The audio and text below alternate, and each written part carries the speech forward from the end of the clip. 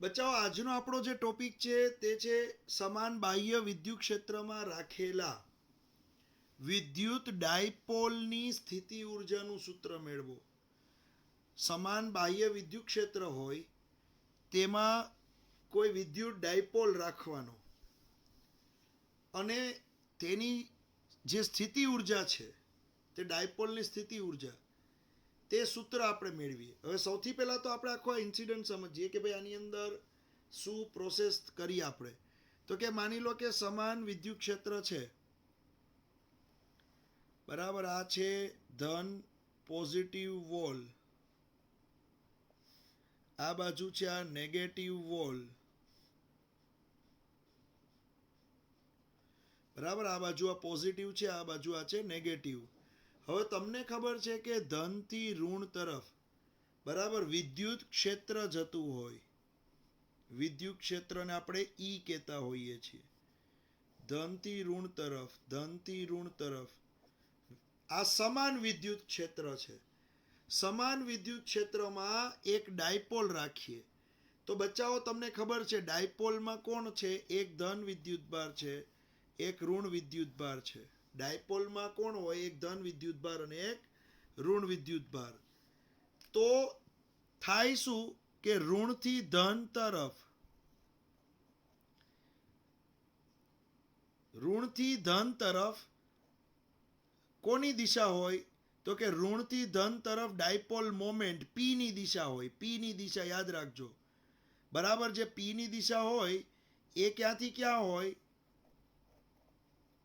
ઋણથી ધન તરફ. અને આ જે રેડ કલરની લાઈન જઈ રહી છે એ છે ઈ ની દિશા, ઈ. તો આ છે ઈ અને આ છે પી. તો પી ની દિશા ઋણથી ધન હોય, ઈ ની દિશા અહીંયા રેડ કલરની લાઈન દેખાય છે. તો અત્યારે તમે જુઓ તો અહીંયા આ જે ખૂણો છે એ છે θ1. આ ખૂણો θ1 છે. માની લો કે મેં ડાયપોલને આવી રીતે પકડીને રાખેલો છે. આને મારે પકડીને રાખવો પડશે. કેમ? કેમ કે ધન ઋણ તરફ આકર્ષાય, ઋણ ધન તરફ આકર્ષાય તો ડાયપોલ તરત ફરી જાય.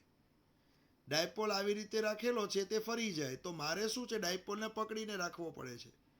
તો અહીંયા ધન છે, આ ઋણ છે. મેં ડાયપોલને આવી રીતે પકડીને રાખ્યો છે અને ઈ સાથે પી, ઈ સાથે પી θ1 ખૂણો બનાવે છે. હવે જ્યારે તમે આમાં જોવા જાઓ તો મેં જે ડાયપોલને આ બાજુ આ રીતે પકડીને રાખ્યો હોય, હવે આ ડાયપોલને હજી વધારે હું ટર્ન કરું, હજુ વધારે આ ડાયપોલને હું આવી રીતે ફેરવીશ. તો ડાયપોલને વધારે ફેરવવા માટે મારે કાર્ય કરવું પડે.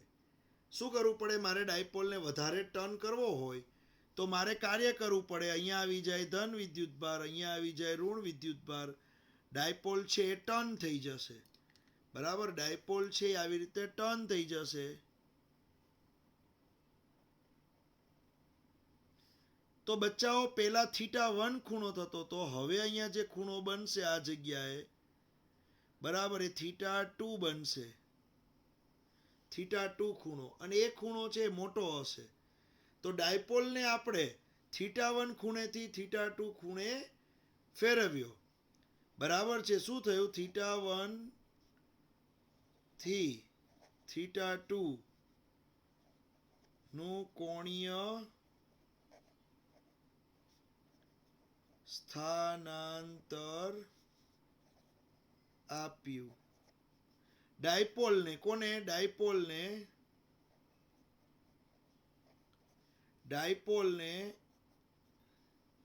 θ1 થી θ2 નું કોણીય સ્થાનાંતર આપ્યું. એટલે ડાયપોલ થોડો આ રીતે હતો, માની લો 30 ડિગ્રીના ખૂણે હતો અને મેં ફેરવીને 60 ડિગ્રીના ખૂણે ડાયપોલને કરી દીધો. તો ડાયપોલને આવી રીતે ફેરવવા માટે મારે કાર્ય કરવું પડે. કાર્ય વગર આ પોસિબલ નથી બચ્ચાઓ, યાદ રાખજો.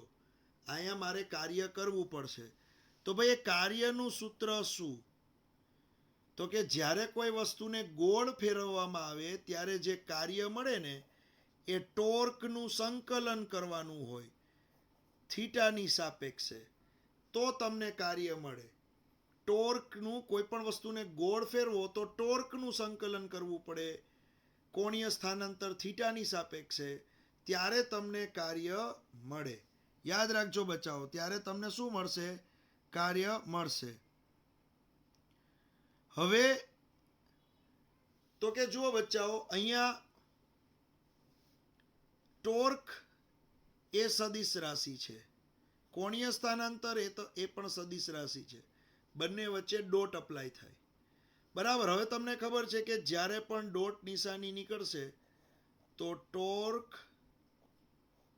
પછી અહીંયા લખવાનું કોસ થીટા, અને પછી અહીંયા લખવાનું D theta. Torque cos theta D theta, આવું થાય બચ્ચાઓ. બરાબર, ધ્યાન રાખજો. સંકલન છે આ સંકલન. ટોર્ક ડોટ થીટા, થીટાની સાપેક્ષે ટોર્કનું સંકલન. તો ડોટ નિશાની નીકળશે, ડોટ ગુણાકાર જાય એટલે તમને ખબર છે કોસ થીટા અપ્લાય થાય.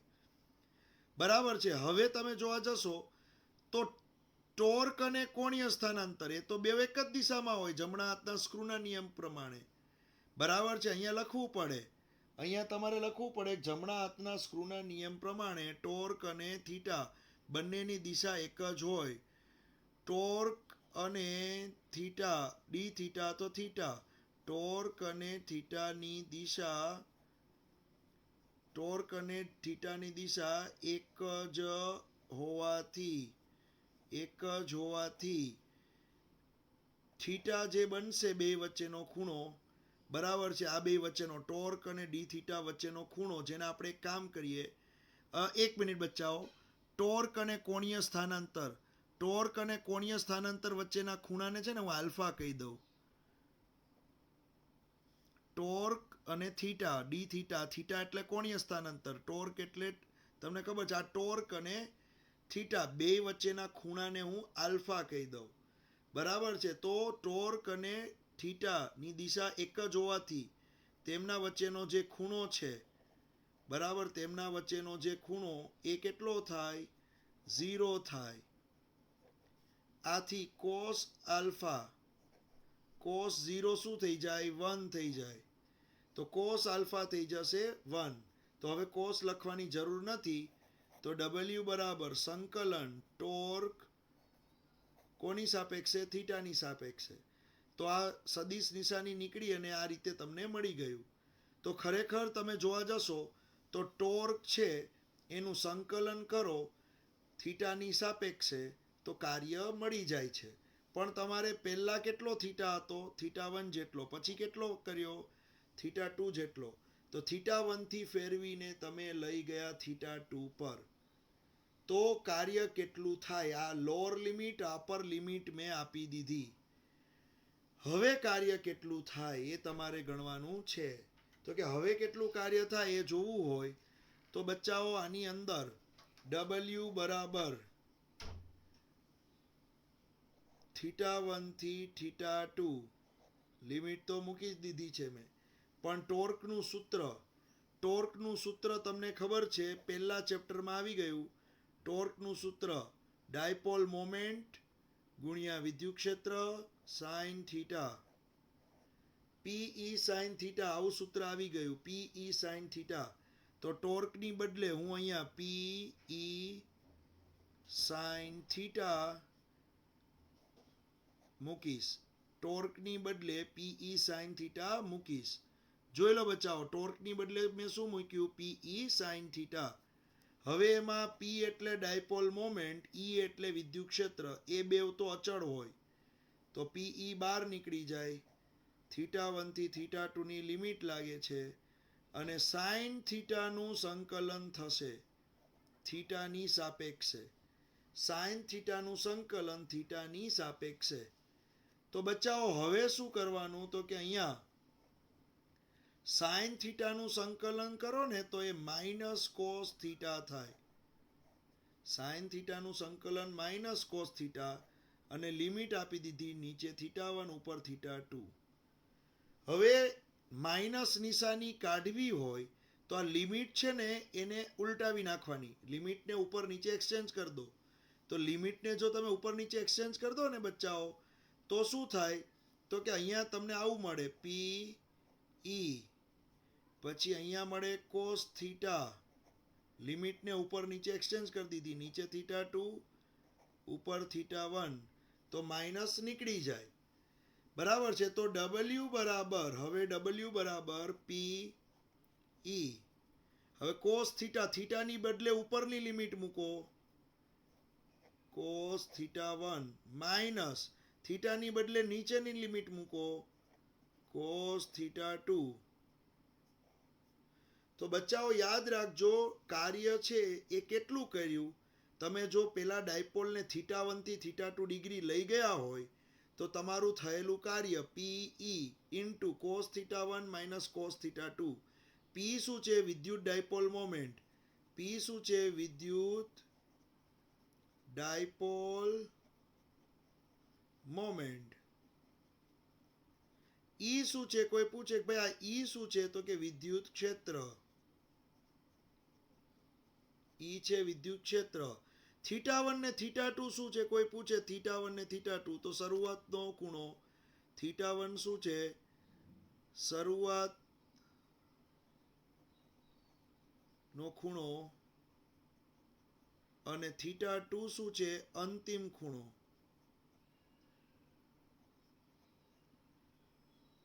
બરાબર છે. હવે તો કે તમે આટલું કાર્ય ડાયપોલને ગોળ ફેરવવા માટે કર્યું, આટલું કાર્ય, અને આ જ કાર્ય છે ને તે તેની સ્થિતિ ઉર્જામાં સંગ્રહાય. ડાયપોલની સ્થિતિ ઉર્જા યુમાં સંગ્રહાય, આ જ કાર્ય. તો તમને કોઈ પૂછે કે ભાઈ સ્થિતિ ઉર્જાનું સૂત્ર, ડાયપોલ જ્યારે સમાન વિદ્યુત ક્ષેત્રમાં હોય, ડાયપોલ જ્યારે સમાન વિદ્યુત ક્ષેત્રમાં હોય અને એને θ1 થી θ2 જેટલું પરિભ્રમણ આપવામાં આવે, તો તેમાં સંગ્રહાયેલી સ્થિતિ ઉર્જાનું સૂત્ર લખો. તો ડાયપોલ જ્યારે શેમાં હોય? ડાયપોલ જ્યારે સમાન વિદ્યુત ક્ષેત્રમાં હોય, ડાયપોલ સમાન વિદ્યુત ક્ષેત્રમાં હોય અને એને θ1 થી θ2 જેટલું, θ1 થી θ2 જેટલું ફેરવવામાં આવે, θ1 થી θ2 જેટલું ફેરવવામાં આવે, તો મારે કાર્ય કરવું પડે. પણ મારું જ કાર્ય આ ડાયપોલમાં સ્થિતિ ઉર્જાના સ્વરૂપે સંગ્રહાઈ જાય. બરાબર છે. એટલે મારું કાર્ય સંગ્રહાઈ ગયું સ્થિતિ ઉર્જાના સ્વરૂપે. તો એ સૂત્ર તમારે મેળવવાનું હતું. સવાલ વાંચો.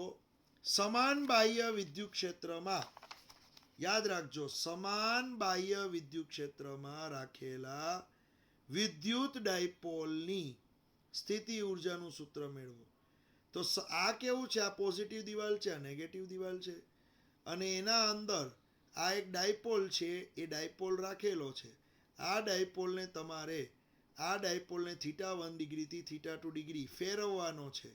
θ1 થી θ2 ડિગ્રી ફેરવવાનો છે આ ડાયપોલને. બરાબર છે. તો તમે ડાયપોલને આ રીતે ફેરવશો તો કેટલું કાર્ય થાય, અને જે કાર્ય થાય ને તે સ્થિતિ ઉર્જામાં સંગ્રહાઈ જાય.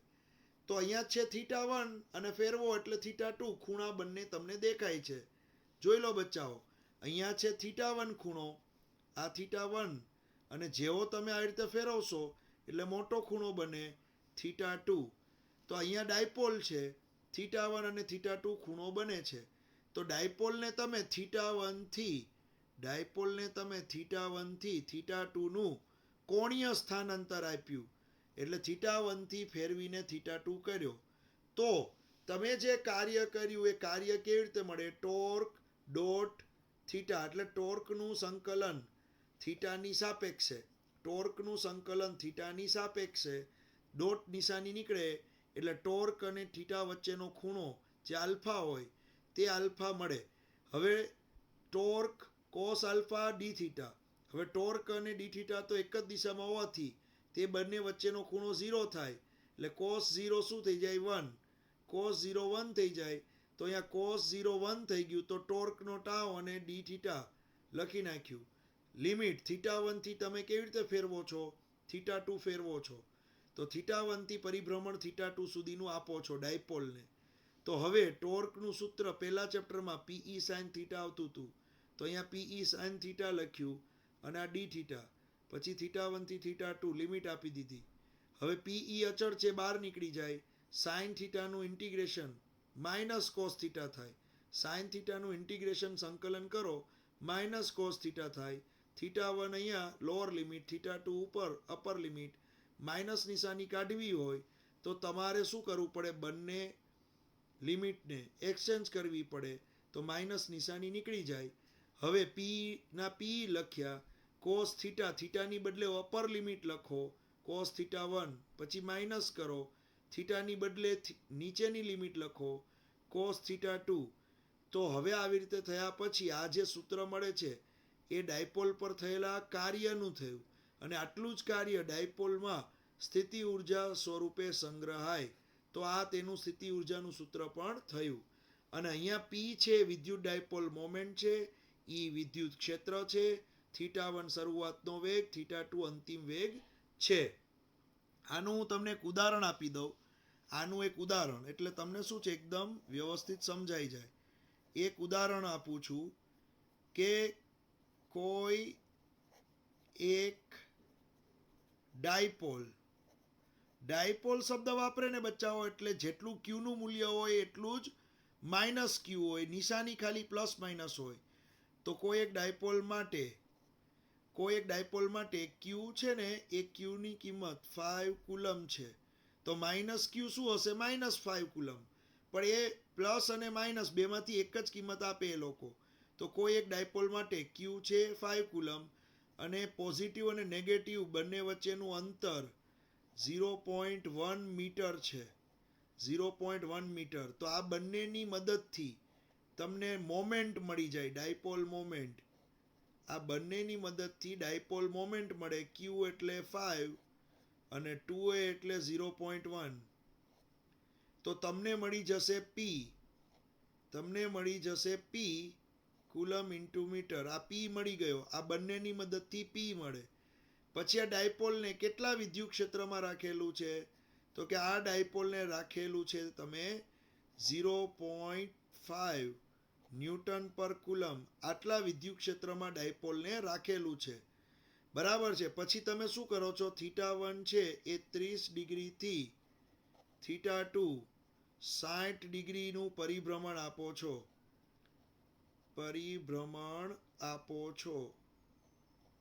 આપતા થતું કાર્ય કેટલું?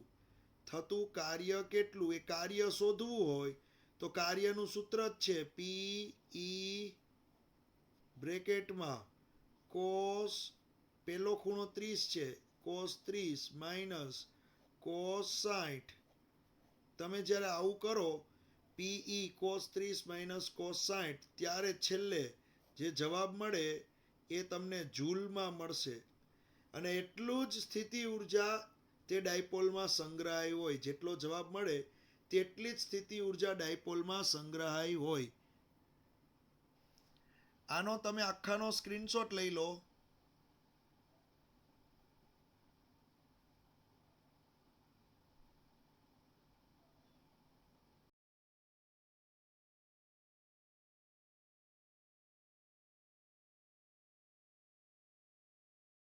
જવાબ આવશે 0.09 જૂલ.